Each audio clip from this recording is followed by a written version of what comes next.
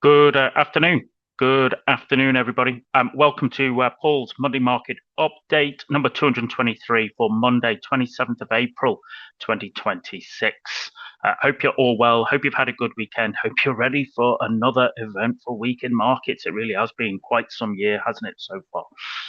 Anyway, you're very welcome here. If you're joining us for the first time, the Monday Market Update is just that. It is me flying through as much as I can share with you in the next 30 minutes, taking a look at strength and weakness within FX indices and commodities markets, looking at some charts of interest, okay, that you might want to add to your watch list, and then a look at the live markets.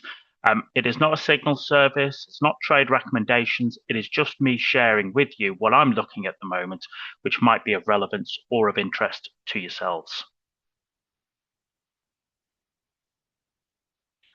As always, you're very welcome here, but just remember that you're always responsible for your own trading and investing decisions.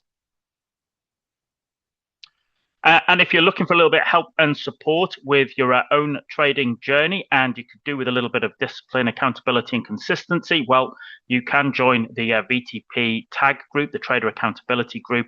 There's a bit.ly code there or a QR code there, or you can ping me if you want a little bit more insight into that.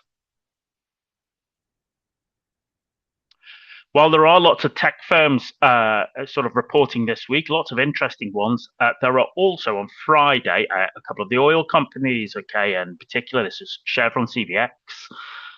We've looked at this a few times this year.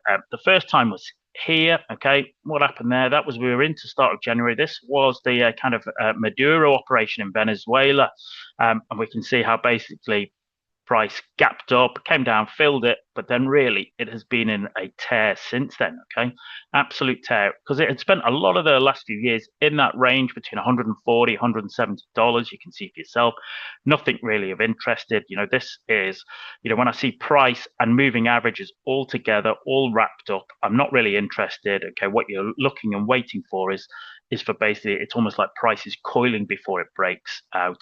But I don't think anybody really expected it to break out so strongly. But like Echo and the Bunnymen sang in the 80s, nothing ever lasts forever. And what we had here, interestingly, as we went into the war in the Persian Gulf, okay, and actually what we've seen is that that optimism of kind of war off risk gone, and we saw that that's a big weekly bearish engulfing candle there, isn't it? And we have followed our way through. And then last week, okay, we've printed, I would look at that personally as a kind of inside bar, bearish pin bar, bearish rejection candle. But once again, it's almost like the rest before the surge, okay? And so people will be looking for, well, what's gonna create that surge? Okay, well, we've got the Iran situation. We've also got central bankers speaking, and of course, as I said, we've got Chevron and Exxon on Friday. So not unsurprised with Chevron. That oil price at the moment, that kind of the direction of that remains the sort of the kind of dominant driver. So geopolitics, supply constraints, okay, they will all have their impact. Not unsurprisingly, okay, people are going to be interested to look at, well, how disciplined they are with their employing their capital. What kind of shareholder returns are they likely to provide? Will there be in terms of dividends or buybacks? And is the energy sector kind of lagging the sort of broader equity run, which we'll see when we look at the kind of indexes at a moment. So Chevron, not unsurprisingly, trades as a bit of a proxy for crude. So if you're watching Chevron, you need to be watching oil closely. That's pretty self-explanatory. All right.